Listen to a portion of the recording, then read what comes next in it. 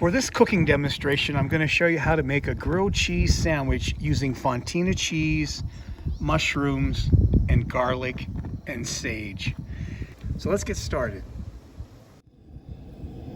Okay, I've added my 2 teaspoons of olive oil, my 2 teaspoons of minced garlic, and I've got the 6 ounces of mushrooms right here, which is about almost that whole package.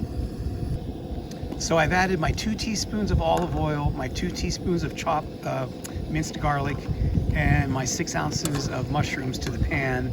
And you heat that over a medium heat for a few minutes until the mushrooms, get brown and get cooked. I think I gotta turn my heat up a little bit. Should take more than a few minutes. You can see all the garlic in there with the oil and mushrooms. So we'll let that cook. Over here on the side, I just have a can of regular chicken noodle soup as a side dish to the sandwich. But yeah, these are starting to get there. So once those are done, just add a little bit of salt and pepper. Not much. There's the salt, here's the pepper. You don't want a whole lot. And give them another mix with the old spatula and remove some heat. So once those are done, you took them off the heat, you add about, can you see it here, half of the sage, coarsely chopped sage. They say to use 1 sprig and then use half of that sprig. So you just add that into the mushrooms. That's probably enough. And that is definitely fresh sage. It's very fragrant. And give that a little mix. Let the remaining heat get to the sage a little bit. And cook it just a tiny bit. Then you remove those mushrooms from the frying pan because you have to use that frying pan to make the sandwiches.